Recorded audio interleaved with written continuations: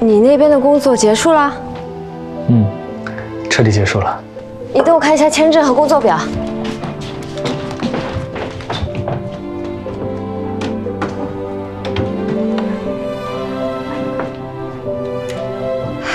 申根签还没过期。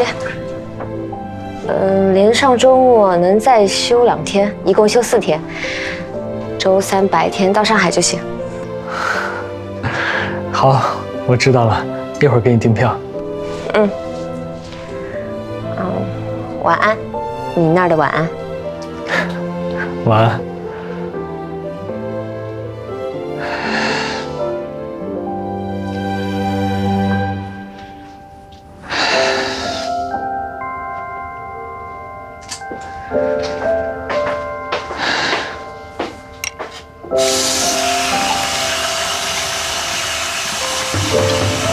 周生成，开门！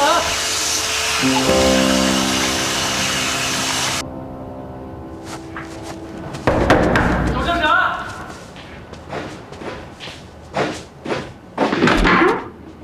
怎么了？哎，帮个忙！啊！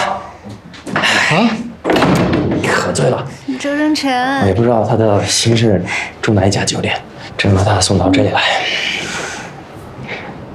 是，他结婚了，不好单独送到酒店去。不好把他单独送到酒店，你送到我这儿来干嘛？那你说怎么办？不会是把他扔到外面去？万一碰到坏人呢？哎，好好好，把他留在这儿可以，你也要留在这儿。行，扶他去房间吧。慢点，慢点。哎，弗兰克，你扶我房间去干嘛？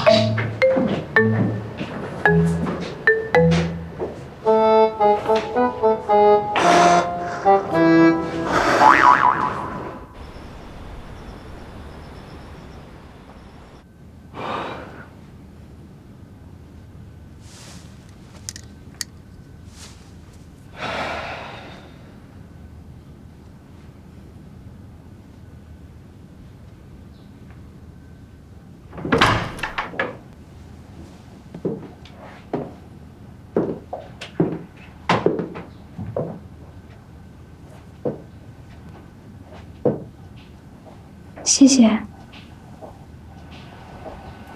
你如果跟文川吵架了，不方便让他来接你的话，等一会儿天亮了，我叫人把你送回去。不用，我对不来梅比你更熟。好。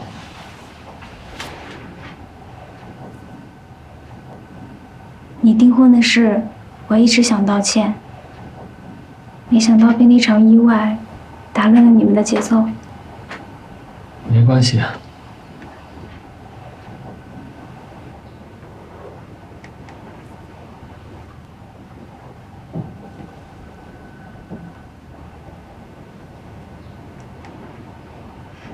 我跟周文川要离婚了。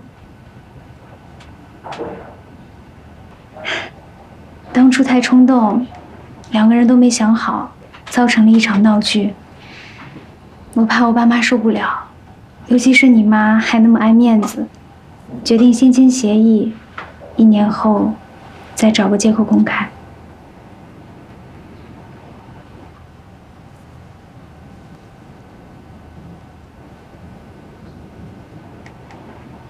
你为什么仓促结婚？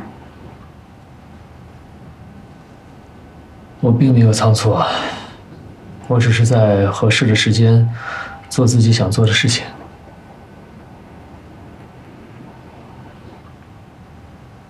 我可以理解，你为了回家拿回二叔手里的东西，但你说的这个理由，我不相信。我的私事不喜欢跟外人讨论。天还没亮，你再去睡一会儿吧。等一会儿弗兰克起床之后，我让他给你送早餐过去。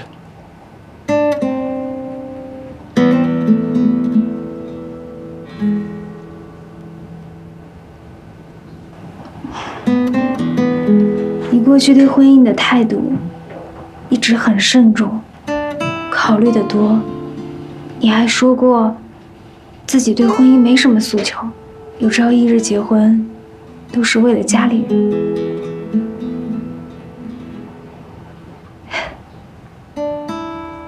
这次真让人意外。也许这个就是对人不对事吧。